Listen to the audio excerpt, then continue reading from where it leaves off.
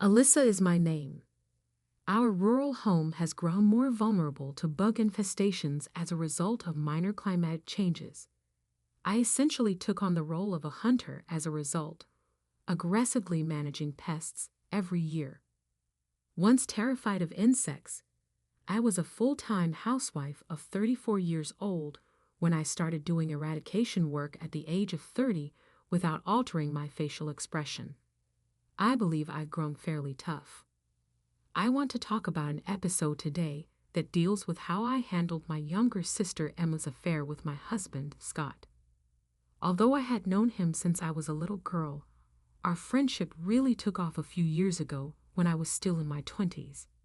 It had been a while since our middle school reunion, but at that point, I was reunited with him. Emma, who is 2 years younger than me, Scott, and I used to play together when we had just begun primary school. But when we got older, and it became awkward to play with ladies, Scott started to get away from us. In middle school, Scott's family moved, making communication even more difficult. We had a really difficult conversation during the reunion as a result. But as you get older, booze becomes a trusty companion.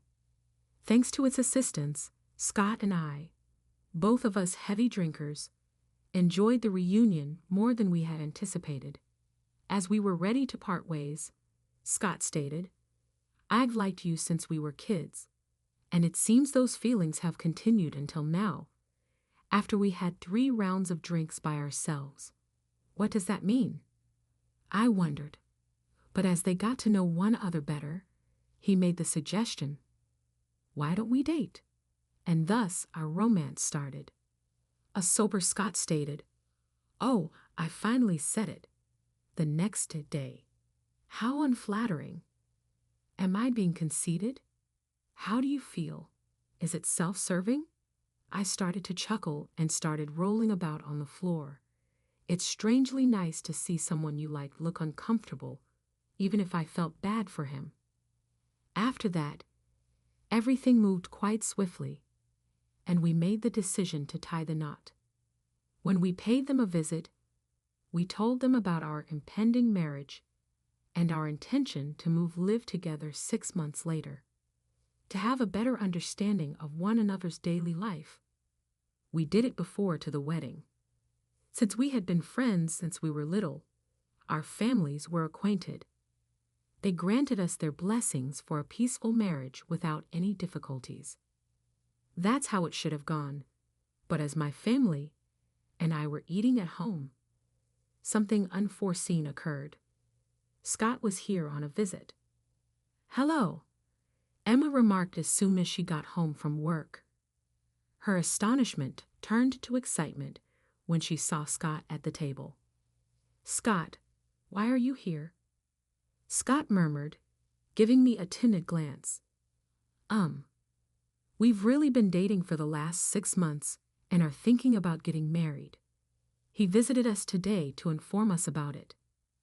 Believing that it was my duty, I chose to explain the circumstances to Emma. Emma's face twisted at that moment, like she was holding something uncomfortable. "Whoa, I'm worn out. I'm heading to bed. I'll see you later." She rushed to her room and slammed the door behind her. "Oh, this is bad." I looked at Scott, perplexed, wondering if I had offended her, but he smiled and comforted me. "It's okay." "Hey, just to be clear, Emma isn't normally that way. It's possible that she's unhappy with our marriage and living situation. But why does she feel this way alone, while our parents don't notice anything wrong?" I contemplated asking Emma straight after Scott left, but I couldn't quite put my finger on how she felt. As I was about to go to the bathroom, I encountered Emma in the hallway. Oops. Lost for words, Emma glared at me angrily. "I can't believe you decided to marry Scott. I've liked him for a long time. I will never forgive you." Emma stormed off with heavy footsteps, leaving me in shock at her sudden confession. I could only be astonished. Silly. Did she like Scott? It felt like a drama unfolding, and I was overwhelmed. After a sleepless night, I came to a conclusion. Even if Emma likes my fiancé, why should it be a problem? Our marriage is already decided. If Scott had said he liked Emma, it would be a different story, but that's not the case. If she had feelings for him since childhood, she should have told him sooner. It's her own failure not to have expressed her feelings, and I shouldn't be blamed. I expected her backlash, but decided to handle it with the poise of an elder sister. In this heavy situation, I chose to think optimistically. However, I continued to struggle with whether to tell Scott. If Emma's feelings became known to him, it could cause problems. But if I didn't tell him, he might continue to feel uncomfortable every time he came to our house. Deciding it was his right to know, I explained everything to him. If there's trouble, seek help. There's only so much I can do, Scott reassured me. Sibling issues, huh?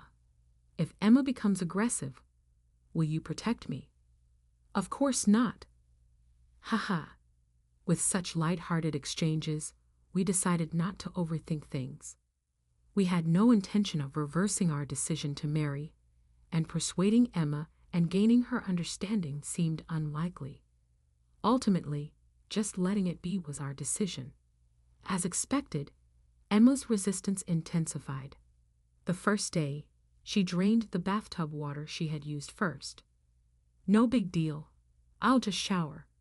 But having my makeup and wallet hidden before work was quite stressful. I don't have the luxury to hunt for treasures in the morning. Desperately searching while nearly being late, I ended up rushing to work at the last minute twice a week, receiving sharp glances from my boss, as if I was neglecting my duties due to my upcoming marriage. This is unacceptable. As her older sister, I internally struggle with whether to forgive or not to forgive.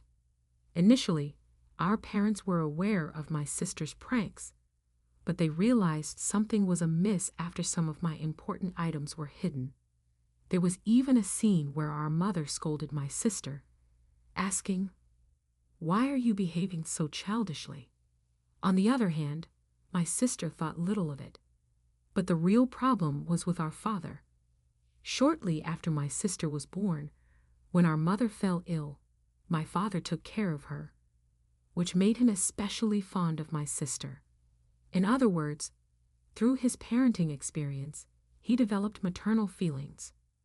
I understand his feelings. It's natural to feel affectionate towards a daughter whom he had struggled to raise. An incident that made me feel he favored my sister was when I wanted to go to an amusement park as a child, but my sister wanted to go to an aquarium instead, and my father ultimately decided we would go to the aquarium. At that time, my friends often said, "Your sister is loved more." So it kind of confirmed there was indeed a bias and affection. Since my mother respected our different opinions, she didn't have a big problem with my father's bias, but if she had been biased too, I might have suffered from a deep sense of inferiority. Perhaps it's my optimistic nature that allowed me to go through it well. I used to say things like, "If there's someone who can make me feel sad, I'd like to meet them." However, this time, my father clearly supported my sister. Apparently, my sister felt that her older sister stole her boyfriend, and my father blamed Scott as a heartless man who messed around with both of his daughters. As the older sister with a marriage already decided, I could understand why he would defend my younger sister who felt abandoned. My father's view was met with skepticism by my mother, who half doubted, "I can't see Scott doing such a thing," and when I insisted, "That's not true," she listened to both sides. Then my mother judged us both fairly without blindly believing anyone's words. However, my father strongly said, "I can't forgive that heartless man who played with my precious daughters." As if I was influenced by Scott, he completely ignored my attempts to explain. Although my father is a wonderful father who deeply loves us, this time, I wish he would listen to me more. It's troublesome if there are more objections to the marriage, but I've decided to go against them and proceed. Effectively, that means moving up the schedule and starting to live with Scott immediately. If the problem is concentrated on my sister, the best course of action is to distance myself from her. If I leave the family home, her harassment should stop. That should solve the problem. As if to prove this choice was correct, our living together proceeded smoothly. Over time, my mother said, "Maybe you're right. You're an adult now. Live as you see fit," supporting me. Although my father had complaints, he said nothing more. Even if Scott and I were to break up, I doubted that Scott would choose my sister, as it seemed pitiful. I feel this was the smoothest way to handle the situation. It was hard for Scott to be in such an unfortunate situation, but since my sister stopped contacting us, I wondered if everything would finally settle down. Then came the day of the wedding. My sister ultimately did not attend, but my father suggested reconsidering, saying, "It's still not too late." My mother laughed and said, "I also thought I made a mistake several times after marrying your father. Marriage comes with various things." My father was clearly shocked to hear what she said. Although not everyone blessed us wholeheartedly, at the very least, we had our wedding under our parents' eyes. The next morning, the home doorbell wouldn't stop ringing. What? What? Scott and I jumped up in a panic, rushing to check the door monitor. Unbelievably, the whole family had come. Dad, Mom, Emma. What's going on? Before my surprise, Emma looked at me coldly. "I didn't tell you, but I'm pregnant with Scott's baby. I want him to take responsibility." That's the case. Fortunately, Alyssa has no children yet. Scott should take responsibility and marry Emma. Give Scott up. My mother, confused by my sister and father's suggestion, asked me, "What on earth is going on?" At that moment, Scott walked to the entrance, still dazed. What? My child? What?" He finally woke up and shook his head vigorously at me. "No, that's not true." It was a dramatic denial, like something out of a drama. I knew his panicking only made it more suspicious, so I stopped. I kept silent, holding back my laughter. "What? Scott's child? How far along is the pregnancy?" 2 months. If Scott doesn't take responsibility, this child will be fatherless. That would be too sad, right? 2 months? Shocked by my sister's words, Scott and I looked at each other. Ha ha ha. Scott and I burst into laughter. Our parents were confused and unable to understand. Emma panicked. "Why are you laughing?" "Look, it's been 2 months, right?" Tears spilled from my eyes as I laughed too hard. "Emma, we've had some fun times recently, haven't we?" Yeah, sure." Emma was flustered by Scott's sudden question.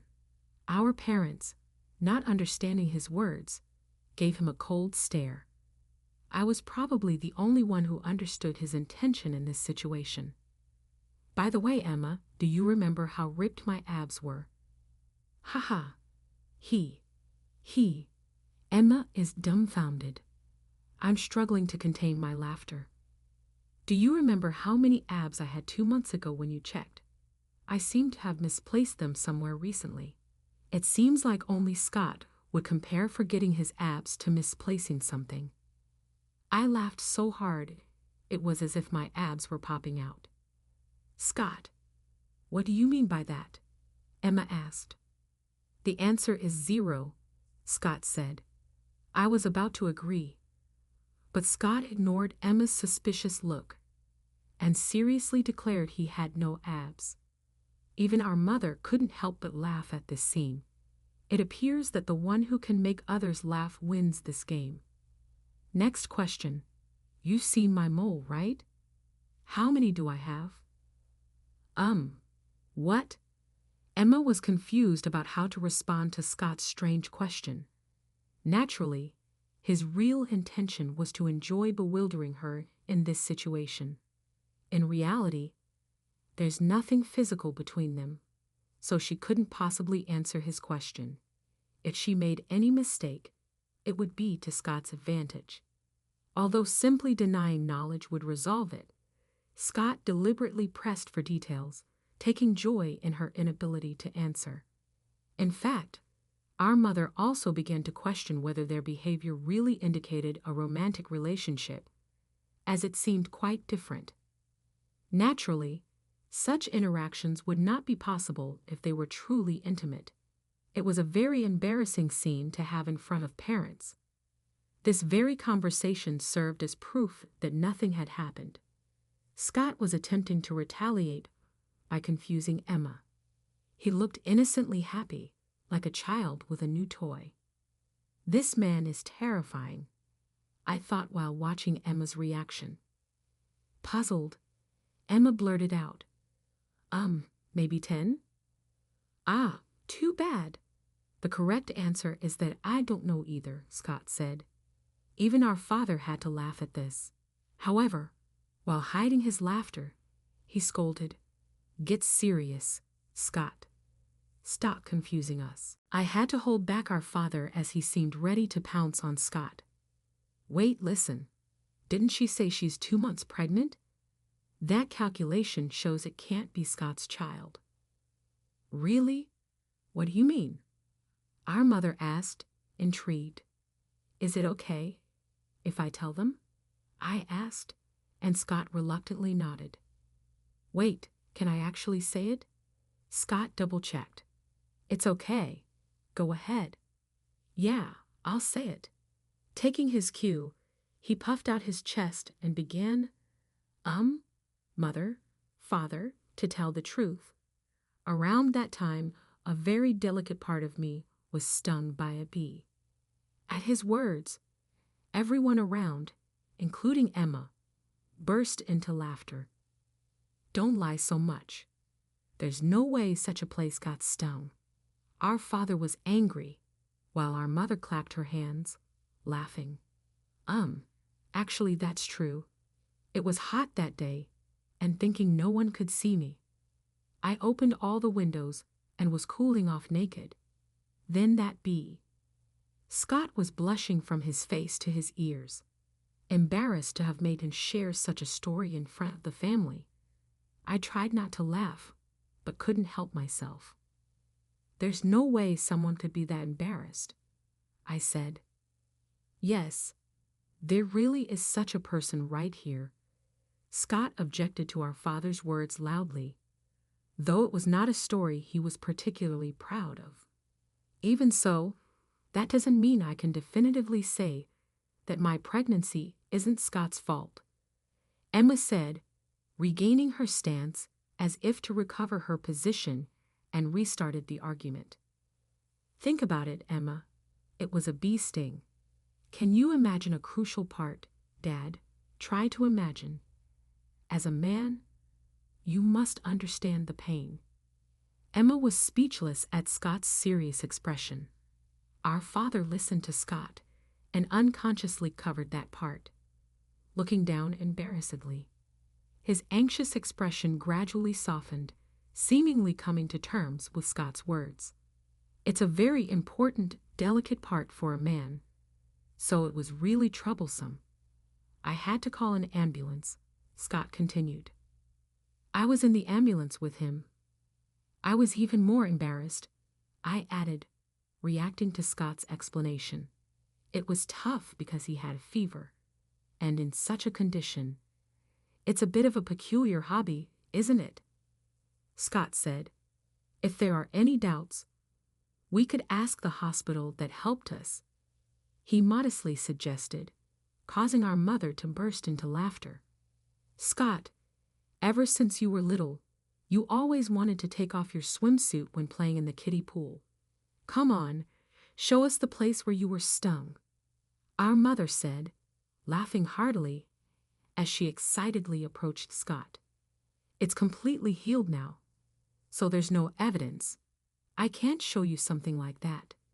Scott, for some reason, tried to escape from our mother, not covering the relevant part. It was clear from this scene that our mother completely trusted him. I, too, felt relieved. However, Scott seemed uneasy for a slightly different reason. Well, even from a man's perspective, it's not usual to lie about such an embarrassing thing. And it's clear without going to a doctor, Scott said. At that moment, our father looked at Scott with a compassionate gaze, as if cherishing his slight dignity. It was a face I had never seen before. Ironically, the area that was attacked tends to elicit sympathy in certain situations. Does an injury prove advantageous even in such cases? In the midst of this, I spoke to my bewildered sister, Emma. Listen, even if such ridiculous lies are told, we're not getting a divorce. In fact, the only person who will end up more miserable is you. Even if you don't believe it, I truly wish for your happiness. After all, you're my only sister. At that moment, Emma's eyes widened dramatically. Shut up. Shut up. Shut up. I'm so done. I don't need a Scott who can only be yours. As Emma became emotional and tried to lash out at me, Scott forcefully brushed off her hand. I don't care what Emma thinks of me. I love Alyssa, and that's enough for me. Emma will continue to be a dear childhood friend and a sister-in-law, but I do not see her romantically. If you continue with these lies, I will respond firmly. As Alyssa's husband, it's my duty to protect her, Scott said, his emotions heightened, and tears nearly spilled. It's all over. I've never ever felt like the world was against me until today, said the person who wouldn't seem to have been in despair after a bee sting. At that moment, he seemed incredibly dependable. Watching this, our father said, "If Emma is truly pregnant, I want to see medical records." This request clarified that our parents had merely believed the pregnancy based on words alone. Their kindness in believing their children seemed to have backfired this time. Our mother insisted to Emma, "If you're lying, you should apologize." Trembling, Emma retorted, "I've reached my limit. No one is on my side. I won't apologize for anything." She screamed, tears streaming as she left.